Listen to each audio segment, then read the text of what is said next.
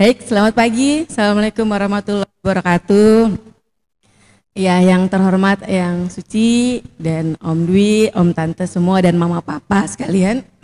Senang sekali saya bisa hadir di sini. Kita mau ketemu untuk ngobrol-ngobrol, sama-sama belajar, diskusi tentang tumbuh kembang anak-anak. Ya, tema hari ini lebih difokuskan kepada melatih kemandirian dan sosialisasi anak di era new normal. Karena memang saat ini anak-anak sudah mulai kembali ke sekolah, sudah mulai kembali interaksi dengan orang lain tatap muka, tapi ternyata yang namanya anak pandemi gitu ya masih ada efeknya ketika mereka mulai bersosialisasi secara langsung.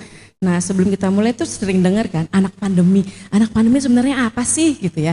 Sebenarnya anak-anak pandemi ini yang memang ketika pandemi 2 tahun kemarin mereka banyakan di rumah aja. Ya, di rumah aja, minim interaksi sosial dengan orang lain, ya, dan minim interaksi dengan dunia luar, sehingga interaksinya terbatas dengan lingkungan rumah saja. Kalau ternyata di lingkungan rumahnya masih banyak orang, berarti masih banyak kesempatan untuk berinteraksi. Tapi kalau anak pertama di rumah cuma mama papanya aja, itu kan memang sangat minim ya.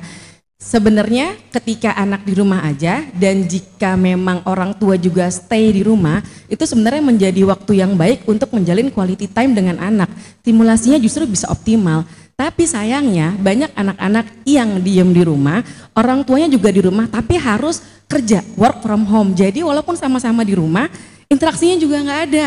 Gitu, sehingga sayang sekali anak juga stimulasinya agak minim ya gitu, sehingga berasa nih sekarang ketika mulai mereka ke sekolah ya di area new normal ini, di era new normal, ketika anak-anak sudah mulai keluar dari rumah, bertemu dengan orang-orang baru, kemudian juga harus kenalan nih, masuk sekolah, kenalan dengan teman-teman baru. Mungkin selama ini anak-anak yang TK sudah mulai sekolah sebelumnya lewat Zoom, tapi kan interaksi di Zoom beda banget ya ketika ketemu dengan langsung. Kalau di Zoom mungkin anak nggak bisa rebutan mainan, tapi ketika ke sekolah mulai ada yang nangis, rebutan mainan, gantian harus ngantri ini itu. Nah itu berasa banget ya, sehingga muncul kekhawatiran orang tua, anak saya bisa nggak nih ya untuk bergaul gitu. Atau mungkin ada masalah-masalah yang baru ketahuan ketika anak mulai ke sekolah. Yang selama ini di rumah kayaknya ini anak-anak yang baik, oke-oke aja. Tapi ketika ketemu dengan teman sebaya mulai deh ya berantem, nangis gitu ya. Sehingga memang orang tua ada khawatir ya. Dan juga memang ternyata dari guru-guru gitu ya, dan juga dari memang observasi menunjukkan ketika anak pandemi mulai keluar rumah itu tadi ya, memang ada masalah yang muncul, walaupun mungkin tidak terjadi pada semua anak, tidak bisa digeneralisir, tapi memang ada muncul masalah. Yang pertama, jadinya mudah cemas nih untuk berinteraksi dengan dunia luar. Jadinya kalau ketemu orang ngumpet di belakang ibunya, gitu, malu gitu, ketemu orang nggak mau gitu karena takut, khawatir ya. Dan juga nggak mau jauh-jauh di orang tua. Mungkin bapak ibu, mama papa masih ingat ketika hari pertama ke sekolah, mungkin ada anaknya yang drama, nangis terus nggak mau masuk kelas, maunya sama mama ikut ke kelas gitu ya. Memang ada seperti itu ya. Dan juga jadinya takut ya, pemalu karena belum biasa nih caranya bergaul tuh gimana sih, ketemu teman-teman bagaimana, ketemu ibu guru, tante-tante, om di kelas bagaimana, mereka belum punya pengalaman ya. Dan juga lebih ada gangguan kesehatan, lebih mudah sakit. Sekarang berasa nggak nih batuk, pilek, panas tuh anak-anak banyak banget karena selama ini agak steril di rumah aja, sekarang mulai ketemu virus-virus gitu ya. Jadi memang kayak imunnya sempat menurun, sekarang ya ketemu penyakit untuk menguatkan imun lagi, banyak sakit makanya. Dan kemudian juga menjadi mudah rewel karena anak juga bingung waktu di rumah ngapain aja, jadi agak mulai mudah emosi dan juga sulit fokus. Mungkin kalau ternyata memang pada akhirnya kebanyakan gadget di rumah membuat pada akhirnya anak sulit fokus. Dan ternyata penelitian juga menunjukkan, ini penelitian dilakukan oleh Bebelak terhadap 1.232 orang tua ya, ini masalah yang muncul nih pada anak-anak selama pandemi. Anak jadinya gampang nangis setiap ketemu orang baru, takut gitu. Itu sebanyak 31,7% ya dari 1.232 orang tua. Terus juga jadinya nggak kebiasa ketemu orang baru, jadinya serba takut. Terus juga banyak keterlambatan bicara, mungkin karena stimulasinya yang kurang ya, sehingga anak tidak terlatih untuk dia bisa bicara.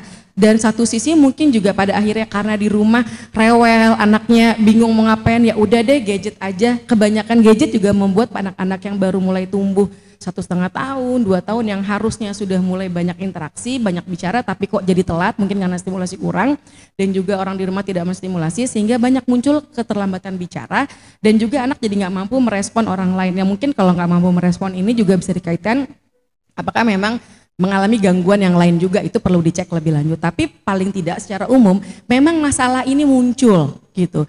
Padahal ya, anak umur 0 sampai 6 tahun atau anak usia dini ini kan masa-masa yang masa-masa dasar, golden period, di mana harus ditanamkan, ditumbuhkan semua hal-hal sebagai dasar untuk dia ke depannya, dari aspek fisiknya, kognitifnya, sosialnya, untuk moral, seni, agama dan sebagainya. Ini adalah masa-masa yang penting untuk diberikan stimulasi berbagai macam hal ya, sehingga ketika masa pandemi kemarin anak banyak di rumah, mungkin ada hal-hal yang tidak terstimulasi, tapi dengan sekarang sudah mulai berinteraksi lagi, keluar lagi, masih bisa kok dikejar. Jadi memang dengan dimasukkan dengan sekolah ya, pendidikan usia dini ini memang membantu tumbuh kembang anak supaya berkembang sesuai dengan potensinya. Jadi adanya interaksi, sinergi antara orang tua dan juga sekolah untuk membantu tumbuh kembang anak ya. Oke, jadi kita sekarang satu-satu dulu kemandirian ya. Perkembangan kemandirian itu sebenarnya apa sih? Anak yang mandiri itu sebenarnya gimana? Apakah misalkan anak mandiri itu, misalkan anak-anak kecil yang punya channel YouTube terus punya uang banyak itu disebut mandiri? Apakah seperti itu? Enggak juga. Jadi kita melihat kemandirian tergantung tumbuh kembang anak, tahapannya ya. Jadi ketika anak usia dini dibilang mandiri, kalau memang dia bisa melakukan berbagai aktivitas yang sesuai dengan usianya, aktivitas sehari-hari tanpa bantuan atau minim bantuan sesuai dengan usianya. Misalkan kalau anak 2 tahun kira-kira bisa apa ya? Bisa apa nih mama papa? Sikat gigi sendiri, walaupun memang cuma asal masuk gitu ya, tapi itu kesempatan anak untuk bisa memulai meningkatkan rasa aku bisa loh. Coba deh rasain deh, anak 2 tahun tuh mulai sok tahu, iya gak sih? Dari yang mulai kecil kan mulai mungkin gak bisa apa-apa, ketika 2 tahun dia ngerasa aku sudah besar, jadi kayak sok tahu, sok bisa, aku mau sendiri, padahal belum bisa, tapi gak apa-apa. Itu menunjukkan dia mau, punya keinginan untuk melakukannya secara sendiri, gak apa-apa, memang dibantu saja. Terus juga misalkan anak 3 tahun udah mau mulai pakai baju sendiri, walaupun mencong sana mencong sini dan lama banget ya nggak kelar-kelar, tapi itu upaya anak untuk meningkatkan kemandiriannya sesuai dengan tahapannya gitu.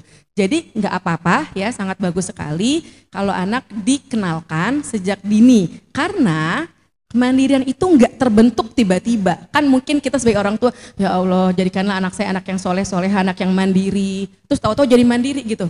Enggak juga kan, jadi emang perlu dilatih, dibiasakan, diajarkan supaya membentuk anak yang mandiri. Karena mandiri ini perlu latihan, dibiasakan sehingga menjadi karakter. Ya, akan kelihatan kok di sekolah juga mungkin tante-tante om bisa ngeliat nih anak yang mandiri seperti apa. Karena memang anak yang mandiri itu sudah dibiasakan untuk dia bisa membantu dirinya sendiri. Jadi ketika di sekolah juga mungkin bisa makan sendiri, terus juga buka sepatu, pakai sepatu sendiri, terus juga mulai ada yang bisa pipis sendiri gitu ya, tapi mungkin masih banyak yang dibantu, tapi anak belajar ya, karena memang perlu dilatih ya, dan perlu pembiasaan. Dan memang kemampuan sosial dengan kemandirian ini sangat berkaitan. Ketika anak yang mandiri, dia terbiasa untuk melakukan bantu diri sendiri, itu ngaruh ke emosinya dia, sehingga ketika ketemu orang baru, dia lebih berani, lebih mandiri karena dia ada rasa aku bisa, aku mampu gitu. Terus juga ketika ke sekolah kelihatan kok anak yang lebih mandiri itu nggak akan pakai banyak drama. Yang mama harus ikut. Nah mungkin anak-anak yang memang pada akhirnya susah terpisah dari orang tuanya gitu ya, sangat melekat sekali ke orang tuanya sampai akhirnya kalau mau sekolah mungkin dramanya berapa season gitu ya kan, nangis nggak mau lepas, mamanya harus masuk dan sebagainya. Bisa jadi itu karena memang tidak dibangun, belum dibiasakan untuk anak menjadi mandiri, sehingga serba ketergantungan pada orang tuanya, sehingga kalau di rumah kan dia kalau biasa dimanjain kan terserah dia, nyuruh apa, mau apa, semua ada mama yang akan bantu aku. Kalau di luar rumah kan mungkin dia kehilangan figur aman yang selama ini selalu melindungi, selalu memproteksi, selalu membantu, sehingga dia merasa takut untuk pisah dari figur amannya, yaitu mamanya. Jadi kalau dibiasakan untuk mandiri akan membuat dia dalam kehidupan sehari-hari pun sanggup gitu ya.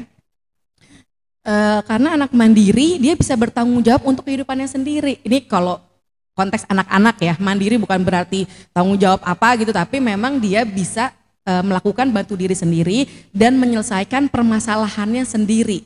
Karena kalau anak-anak yang memang biasa serba dibantu, misalkan mama papa di rumah ada kakak adik, baru berantem sedikit, mama ini kakak adik, cenderung langsung ini kakak ngalah dong sama adiknya, serba langsung digitukan tanpa kita tahu masalahnya apa. Misalkan itu kan tidak membuat anak belajar untuk problem solving, sehingga ketika dia nanti ada konflik di luar rumah, anak jadinya bingung dia mesti ngapain gitu. Jadi memang perlu dibiasakan memang tidak serba apa-apa dibantu gitu ya. Dan kemandirian mendukung anak untuk mengatur dirinya sendiri, pengambilan keputusan dia pada akhirnya bisa, pemecahan bisa, ya pemecahan masalah, dan juga untuk keterampilan sosial karena berkaitan dari rasa aku sanggup nih gitu karena anak mandiri. Oke. Sedangkan anak yang tidak mandiri ya, kalau orang tua terlalu memberikan proteksi, jadi takut anak susah, ya wajar ya mama papa kita nggak mau anak susah. Memang benar, tapi saking nggak mau anak susah, jadi anak repot sedikit dibantu. Misalkan anak numpain minum, kemudian langsung, udah mbak tolong dielap.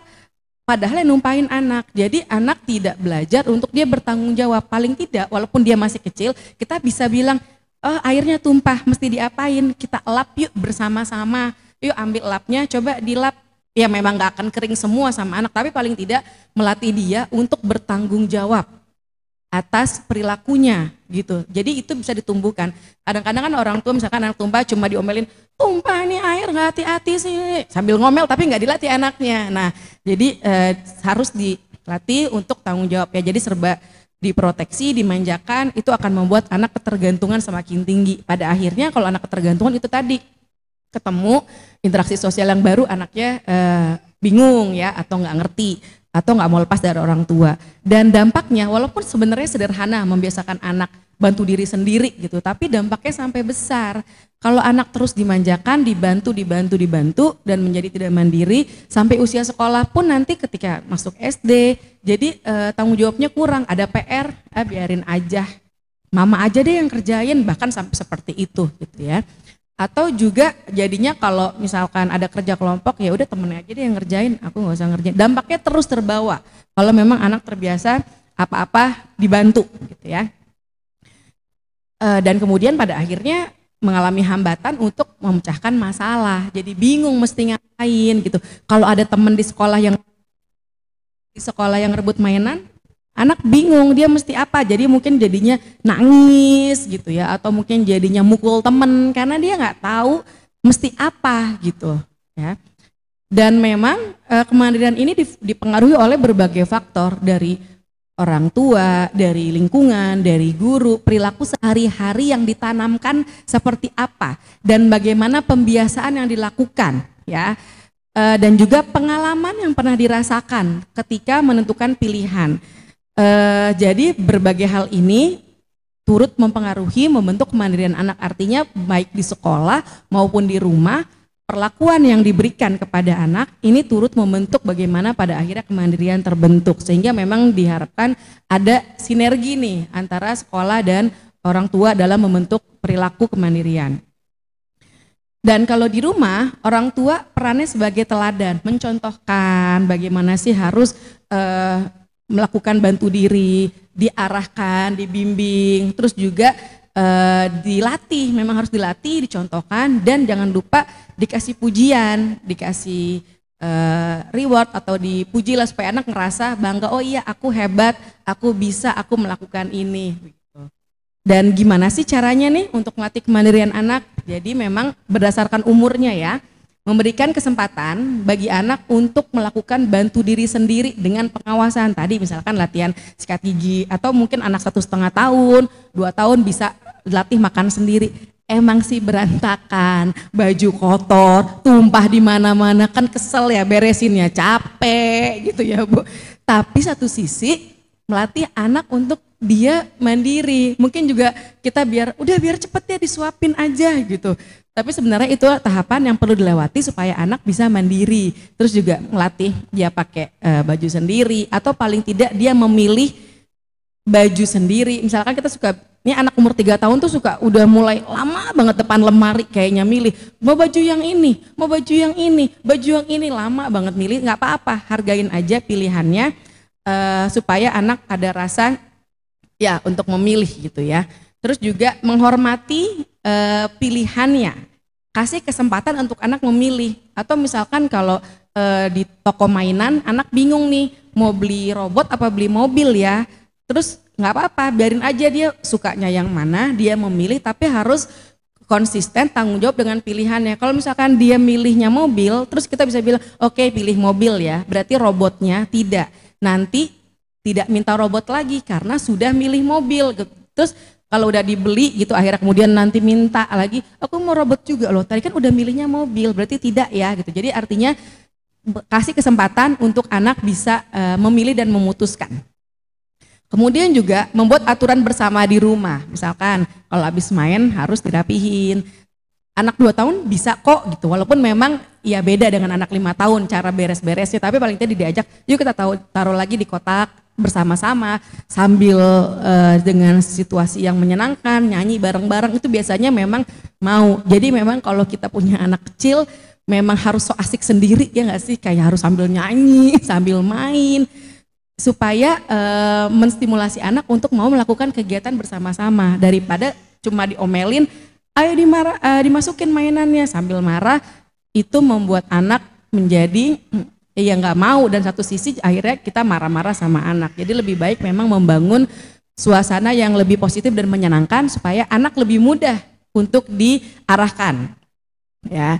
Kemudian juga ya memberi kesempatan untuk main, dan kalau anak melakukannya kita kasih pujian. Jadi orang tua berperan ya, memberikan keyakinan, kesempatan dan dukungan kepada anak untuk menjadikan anak lebih percaya diri dalam melakukan berbagai kegiatan ya, dan lewat pembiasaan. Jadi nggak langsung udah diajarin kok tapi kok belum mandiri ya, sabar mama papa, memang perlu dibiasakan, dilatih sehingga menjadi sebuah karakter ya. Ibaratnya kalau kita juga olahraga, misalkan bikin ototnya nggak sekali olahraga selesai, tapi perlu pembiasaan, begitu juga membentuk karakter anak, perlu konsisten, jadi sabar. Dan emang ngomongnya kita kayaknya udah ngomong mulu ya, tapi memang itu proses anak untuk belajar, karena kan otak anak belum semua bersambung-sambungan sinap-sinapnya, saraf-sarafnya, sehingga ketika kita ngomong kemudian akan terbentuk, semakin banyak diulang akan semakin kuat, semakin banyak diulang akan semakin kuat sambungannya, sehingga akan menjadi sebuah kebiasaan pada akhirnya. Ini untuk kemandirian. Kemudian untuk perkembangan sosial, nanti mungkin kalau ada yang kurang jelas bisa kita diskusikan lebih lanjut nanti. Saya akan jelaskan dulu perkembangan sosial. Tadi kemandirian sudah, sekarang sosial. Padahal sebenarnya kemandirian dan sosialisasi anak ini hal yang tidak bisa terpisahkan, saling berkaitan semuanya ya. Perkembangan sosial itu apa sih ya? Jadi perkembangan sosial adalah perilaku anak ya untuk menyesuaikan diri dengan aturan-aturan masyarakat di mana anak itu berada ya. Dan kalau anak usia dini pada akhirnya anak bisa berinteraksi dengan teman sebaya dan juga orang dewasa dan masyarakat luas untuk bisa menyesuaikan diri dengan baik. Nah, jadi memang waktu saat pandemi kemarin yang hilang adalah kesempatan untuk melakukan interaksi lebih luas. Tapi sekarang sudah di sekolah, sudah banyak kesempatan anak untuk bisa melakukan sosialisasi yang pada akhirnya mengembangkan perkembangan sosialnya anak ya. Karena diperoleh juga dari kematangan dan juga kesempatan belajar dari berbagai respons. Jadi kalau anak nggak ada kesempatan untuk belajar, ya dia nggak akan bisa mengembangkan keterampilannya. Itu tadi yang saya bilang, mungkin selama ini kalau anak di rumah kayaknya dia asik-asik aja main anteng, tapi ketika ketemu teman mulai deh ya ada rebutan, ada nangis, sehingga memang itu perlu dilewati oleh anak. Malahan jangan sampai saya nggak izinin deh anak main sama teman-temannya daripada berantem mulu. Justru itu proses bagi anak untuk belajar bagaimana dia mengatasi konflik yang ditemukan ketika dia bergaul. Mengatasi bagaimana caranya dia harus berbagi mainan. Bagaimana caranya dia harus belajar mengantri ketika mau main prosotan misalkan. Ngantri bergantian. Terus bagaimana mengatasi kalau ada temannya yang ngerebut mainan dia seperti apa. Nah sebenarnya itu bagi anak-anak hal yang wajar. Yang perlu diperhatikan adalah orang tuanya jangan sampai baper. Misalkan anaknya rebutan mainan nangis, anaknya nggak lama juga udah baik lagi, mama-mamanya yang, ih anaknya sih suka bikin anak saya nangis, mamanya yang nggak suka gitu. Nah sebenarnya bagi anak itu adalah hal yang biasa. Nah kita satu-satu ya, perkembangan sosial anak usia 2 tahun, ini ngapain sih? Yang anaknya 2 tahun? Mama? Oke, ya. Jadi udah mulai bisa ya nunjukin sayang sama binatang, ada kucing kasih makan, ngelus-ngelus gitu ya, udah menunjukkan kasih perhatian dan juga udah suka main nih sama anak lain walaupun mainnya main paralel artinya interaksinya belum ada, tapi dia sebelahan sama temannya main mobil bareng atau main pasir atau main apa bisa, tapi belum banyak interaksi dan memang di anak 2 tahun belum terlalu bisa untuk berbagi. Tapi nggak apa-apa, kita ajarin untuk berbagi mainan, gantian, sharing makanan misalkan. Tapi jangan terus dipaksakan karena memang belum bisa konsisten. Jangan sampai pada akhirnya, ih kasih dong temennya, pelit banget sih. Nah itu hal-hal yang negatif buat anak dan tidak tepat karena emang 2 tahun belum bisa konsisten, masih belajar, perlu dilatih tapi memang belum terbentuk. Terus juga anak 2 tahun tuh udah tahu laki-laki yang mana, perempuan yang mana, bedanya apa sih laki-laki perempuan udah tahu ya. Terus udah mulai nih pengen melakukan sesuatu sendiri tapi juga belum bisa, jadi masih pengen dibantu juga. Dan kalau istilahnya di psikologi kan terrible two, udah mulai luar biasa nggak mau diem, mulai tantrum, ngamuk-ngamuk, kadang-kadang nangis gitu ya. Nah sebenarnya tergantung bagaimana perlakuan kita ketika menghadapi anak yang temper tantrum seperti itu ya. Kemudian juga udah mulai berimajinasi, udah bisa misalkan main harimau, ada suaranya nyaum gitu misalkan ya, udah mulai berimajinasi. Terus juga banyakan marah, anak 2 tahun itu banyak marah, nangis karena dia mulai punya emosi, mulai mau menyampaikan sesuatu tapi belum terlalu bisa untuk mengungkapkan seperti apa. Sehingga kalau orang lain gak paham atau dia merasa kesal, kan belum punya keterampilan untuk dia pada akhirnya bilang kamu jangan rebut mainan aku dong gitu, tapi pada akhirnya dia mukul temennya karena dia nggak suka. Jadi reaksinya masih banyak marah dan perilaku agresi itu karena keterbatasan anak 2 tahun untuk mengekspresikan dirinya. Nah, kemudian mulai nih ngebantah, mandi yuk nggak mau, makan yuk nggak mau gitu, udahan dan nontonnya enggak, malah ngelakuin apa yang kita larang. Itu wajar, namanya fase negativistik ya. Bukan berarti ini anaknya ngebantah melulu, tapi memang itu ada masanya. Tujuannya apa? Dia menunjukkan aku bisa loh, aku berkuasa loh gitu. Nah tapi memang perlu disikapi juga ya. Jadi mungkin kita bisa kasih pilihan misalkan mandi yuk, enggak mau gitu. Oke, mandinya mau mandi dulu atau mau makan dulu gitu, kasih pilihan. Atau mungkin ini lihat nih kalau misalkan mama hitung sampai 10 kita mandi ya, jadi nggak tiba-tiba juga ayo sekarang mandi gitu, nggak, tapi anak mungkin perlu waktu untuk jeda dulu untuk dia akhirnya berganti ke aktivitas selanjutnya ya. Kemudian anak 3 tahun, yang anaknya 3 tahun mama apa ada ya, anak 3 tahun ya udah mulai makin bawel, makin ekspresif, emosinya makin banyak dan udah mulai makin bisa menyampaikan perasaannya.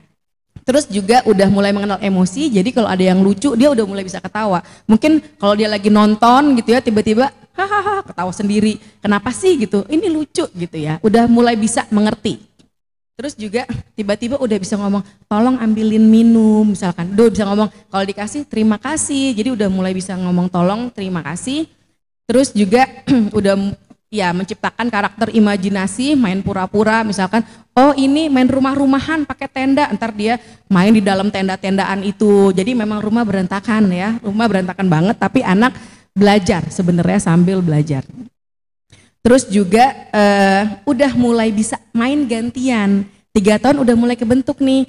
Ya udah, nih sepeda, kamu pakai sepeda aku pakai sepeda kamu, tukeran, gantian bisa, atau bermainnya bergantian, itu sudah mulai bisa di usia 3 tahun ya, dan udah nggak terlalu rewel nih kalau pisah dari orang tua karena dia sudah mulai banyak asik dengan dunianya sendiri, asik main ya, dan sudah mulai bisa menunjukkan empati dan juga udah mulai bisa izin ke teman. Mungkin kalau 2 tahun apa-apa masih ngerebut gitu ya, ngerebut, tapi setelah diajarin 3 tahun udah mulai bisa, boleh nggak pinjem legonya gitu. Jadi udah mulai bisa minta izin. Okay.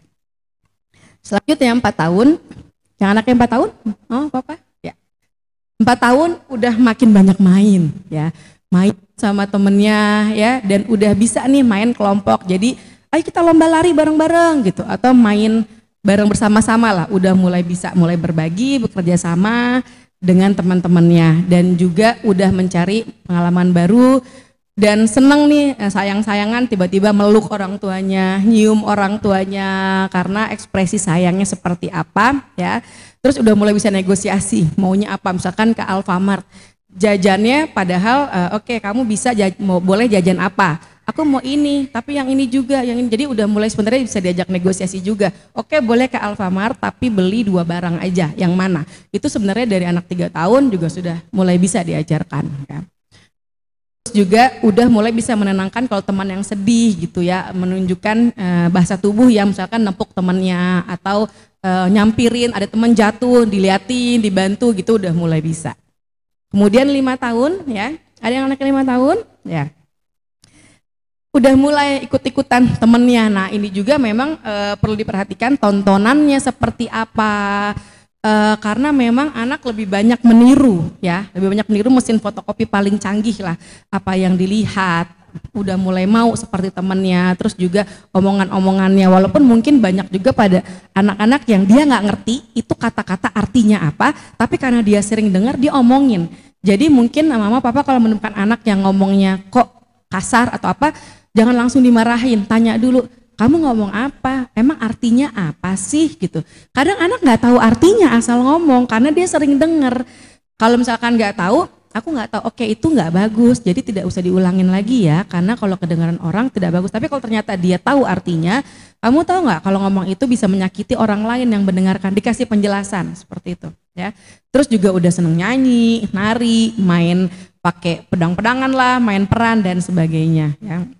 Udah mulai bisa membedakan imajinasi dan kenyataan ya.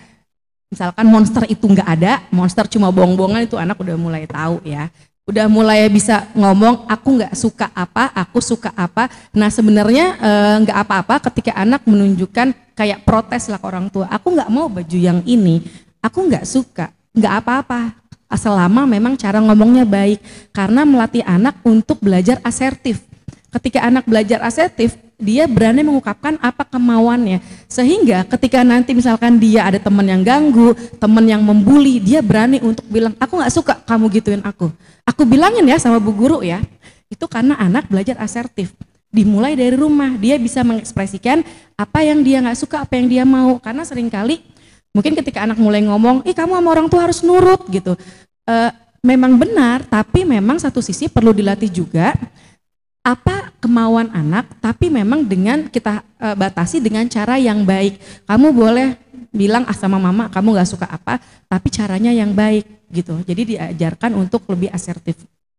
Terus udah mulai ya aturan udah bisa mulai nurut ya, dan udah lebih mandiri dan juga lebih mandiri, tapi juga bisa diajak kerjasama, diarahkan. Nah, sehingga memang kemandiriannya udah mulai lebih kelihatan nih terbentuk seperti apa, dan memang tetap perlu dilatih sejak kecilnya juga. Dan perkembangan sosial ini dipengaruhi oleh keluarga, terutama keluarga, karena yang paling banyak anak menghabiskan waktu adalah di rumah dengan lingkungan orang rumah, bagaimana pembiasaannya, bagaimana perlakuan yang diberikan, ya, bagaimana aturan yang diajarkan, bagaimana misalkan ngomong terima kasih, tolong, ataupun berbagi main dan sebagainya, itu kebanyakan di rumah, tapi juga dipengaruhi oleh di luar rumah. Salah satunya mungkin di sekolah diajarkan berbagai hal, jadi dipengaruhi lah oleh berbagai faktor. Ya. Oke, nah gimana nih cara mengembangkan kemampuan sosial anak? Ya, jadi kita bantu untuk berteman, misalkan kenalan, nama kamu siapa? Misalkan anak sekarang mungkin punya kesempatan banyak ya, selain di sekolah mungkin mulai main di playground, ketemu teman seumuran, atau mungkin ke kolam renang umum, ketemu teman seumuran.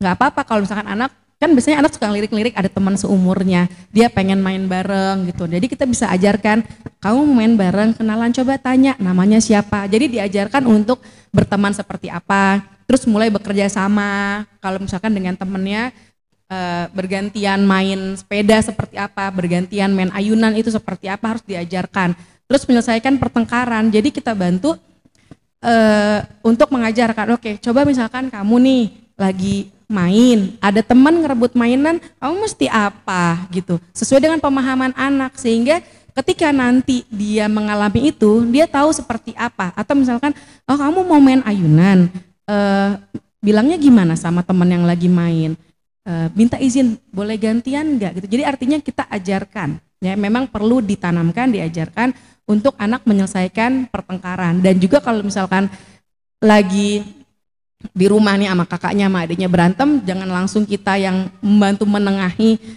udah kakak ngalah misalnya, enggak, tapi biarkan dilihatin aja dulu selama tidak membahayakan ya, nggak membahayakan, nggak apa-apa, liatin dulu, oke ini selesai sendiri nggak nih masalahnya, bisa nggak nih akur nih dua-duanya. Kalau ternyata memang sudah semakin, oh kayaknya nggak selesai-selesai, kita panggil, kita dudukan, apa nih masalah dari kakak, coba kakak kenapa, adiknya diem dulu ya, terus nanti adik kenapa, kakak diem dulu gitu. Jadi kita tahu masalahnya, terus juga mulai menggali, oke kalau begitu kira-kira harus apa. Nah mulai diajak, dilatih seperti itu, diskusi seperti itu, bisa kok, dengan tentunya disesuaikan dengan umur anak ya. Terus juga peduli dengan terhadap yang sakit atau kesusahan, misalnya ada teman jatuh, kita ajarin kalau teman jatuh mesti apa ya gitu. Terus juga ya bagaimana caranya marah tanpa menyakiti orang lain. Oke, marah nggak apa-apa, tapi jangan pukul ya. Kamu bilang saja, kamu jangan ngambil mainan aku, misalkan kita ajarin. Terus juga ngantri ya, kita ajarkan untuk ngantri bergantian mainan, atau juga mungkin ngantri di minimarket untuk bayar gitu ya. Terus juga kita membantu mengajari empati. Jadi pada anak-anak usia dini kita bisa mengajarkan anak untuk mengenal emosinya. Misalkan dia nangis karena mainannya diambil. Oke, kamu marah, mainan diambil ya, kamu marah ya, kamu sedih ya gitu. Jadi kita namai perasaan anak. Membantu anak mengenali emosinya apa, dan ketika anak sudah bisa mengenali emosinya sendiri, maka akan membantu anak mengenali emosi orang lain. Tuh temennya marah kalau kamu ambil mainannya gitu. Jadi mulai bisa berempati ya. Terus juga melatih kerjasama ya. Jadi memang kerjasama ini memang perlu dipraktekin. Jadi memang harus ada kesempatan anak untuk main dengan anak lain, dengan cara di sekolah, atau mungkin kalau misalkan di luar sekolah kita main play date kemana gitu ya, atau main ke rumah atau kemana. Memang anak harus punya kesempatan untuk dia belajar. Nah itu harus ditingkatkan. Mungkin selama ini pandemi kesempatan main kurang. Nah sekarang kita bisa tingkatkan kesempatan anak untuk bisa bergaul dengan lebih baik. Ya, kemudian diapresiasi kalau anak berbagi mainan, kita apresiasi. Oh sudah membantu teman yang habis jatuh, mengambilkan mainan teman yang jatuh, misalkan kita kasih pujian. Dan tentunya juga memberikan nutrisi yang baik ya, karena gizi yang baik ini membantu otak berkembang dengan baik dan membantu proses belajar anak. Selanjutnya juga, nih tips-tipsnya ya, jadi membantu meningkatkan rasa percaya diri anak ya. Kalau anak pemalu mungkin perlu penyesuaian, nggak apa-apa, kita kasih kesempatan, kita bantu dia, kita latih dia, caranya kenalan itu bagaimana, kita kasih dorongan ya. Terus juga kalau misalkan dia belanja di minimarket, coba misalkan dia mau beli sesuatu, biskuit, kita coba suruh kasih, ini kamu yang bayar gini, country, mama di sini, mama di sampingnya tapi kamu yang bayar misalkan. Atau dia ke restoran bisa bilang sendiri, aku pesan apa misalkan. Itu kan kesempatan untuk dia pada akhirnya melakukan interaksi sosial ya. Terus juga kalau anak diem, gitu kita bisa tanya, kamu kenapa nggak main? Jangan-jangan ada yang dia nggak nyaman, jangan-jangan dia kesel, jadi pada akhirnya membuat dia diem. Dia kesel, tapi dia nggak bisa ekspresiinnya, jadi membuat dia pada akhirnya diem aja, nggak mau main sama teman-temannya misalkan. Jadi kita harus gali, kenapa sih gitu ya. Terus juga kita ketahui batasan anak, karena mungkin memang anak juga terlahir dengan sifat yang beda-beda. Mungkin kakak adik juga beda, ada yang langsung ketemu orang gampang bergaulnya, mungkin ada yang butuh waktu. Memang setiap anak punya bawaan sifat masing-masing, tapi bisa kita kembangkan juga gitu ya. Kita lihat kalau ternyata anak tidak nyaman, langsung kita push dia harus bergaul ya pelan-pelan. Anak butuh waktu, butuh proses, dan juga kita kasih kesempatan terus untuk belajar ya dengan teman-teman lain. Kalau anak masih bingung juga, kita bisa latih di rumah dengan role play. Misalkan dengan boneka, binatang-binatangan atau dengan boneka lain. Ini temennya mau main perosotan, main ayunan, tapi ada teman lain yang lagi main, tapi udah lama nunggunya nih, mesti gimana ya? Jadi latihan role play di rumah supaya anak tahu dia mesti ngapain. Harapannya ketika dia menemui situasi nyata, anak udah kebayang, udah punya informasi, oh ya dia mesti ngapain ya gitu. Jadi kita mesti tanamkan, nggak cuma dengar kasih tahu, kamu harusnya begini-gini, nggak gitu juga, tapi dengan bermain role play boneka itu akan lebih mudah bagi anak untuk bisa paham. Atau juga kita kasih tontonan-tontonan melalui film singkat yang mengenai nilai apa yang mau kita ajarkan ya. Itu akan lebih masuk ke anak juga sebenarnya lewat tontonan, lewat bacaan, lewat bermain. Ya, dan kemudian memberikan contoh yang baik ya, dan juga mengembangkan kemampuan komunikasi yang baik pada anak untuk dia bisa berinteraksi dengan orang lain. Nah, selanjutnya ini fokus untuk sekolah, karena memang sinergi antara sekolah dan rumah ya. Jadi dengan anak sekolah, jadi anak kan juga mendapatkan stimulasi yang lebih terarah ya. Sebenarnya mungkin ketika anak masuk playgroup usia 2 tahun, kan memang intinya main ya. Kalau cuma sekedar baca tulis mungkin orang tua bisa ngajarin di rumah. Tapi ada hal-hal lain yang nggak dapat di rumah. Itu tadi ikut aturan, bekerja sama, teamwork, bagaimana bergaul dengan teman, bagaimana mengatasi konflik dengan teman, sosialisasi. Mungkin itu juga yang dikejar dari orang tua pada akhirnya memasukkan anak ke sekolah sejak playgroup ya. Ada stimulasi yang bisa didapatkan lebih daripada hanya di rumah saja. Jadi yang bisa dilakukan oleh sekolah adalah untuk mengembangkan aspek sosial anak sejak dini. Jadi menciptakan rasa aman pada anak ya, suasana yang baik di kelas, sehingga ketika anak masih pisah sama orang tuanya nangis, aku nggak mau. Nah, guru di kelas bisa menangkap anak dengan menciptakan rasa yang aman, nyaman, dan membangun kegiatan-kegiatan yang membuat pada akhirnya anak senang untuk ke sekolah. Anak nggak sabar untuk ke sekolah setiap hari karena aktivitasnya selalu menyenangkan bagi anak gitu ya. Jadi bisa membangun aktivitas yang menyenangkan, suasana yang baik, dan juga rasa aman ya. Terus juga menciptakan perilaku positif dalam dan di luar kelas, cara tindakan, perkataan atau perilaku lainnya. Jadi juga memang guru-guru juga harus bisa memperlakukan anak sesuai dengan usia tumbuh kembangnya seperti apa gitu ya. Terus juga memberikan kesempatan pada anak untuk menentukan pilihannya, mungkin di kelas untuk memilih barang atau milih mainan atau siapa yang mau jadi leader hari ini, misalkan memberikan pilihan-pilihan, tapi ternyata ketika anak tidak tepat yang dipilih, guru bisa menjelaskan kenapa itu pilihannya tidak diambil misalkan ya.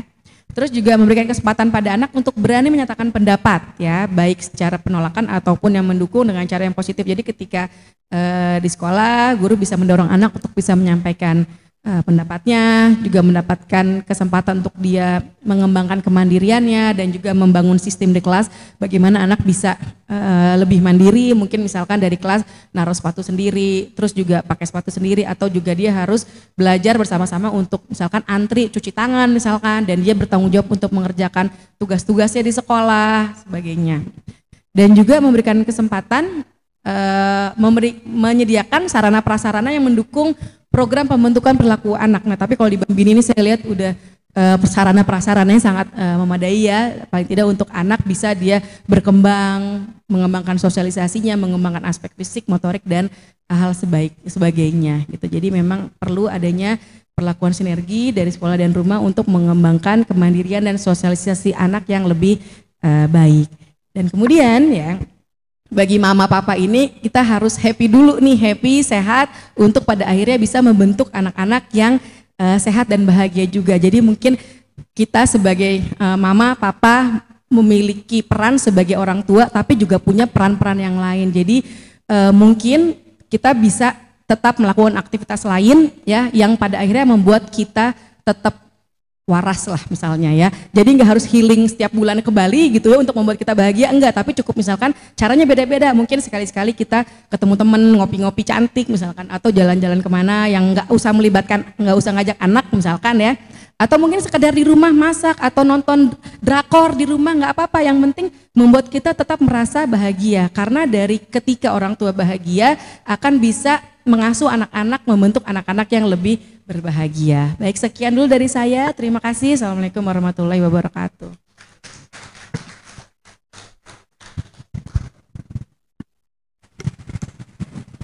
Itu tuh ya tadi pemaparan dari Tante Zulfa. Terima kasih Tante Zulfa.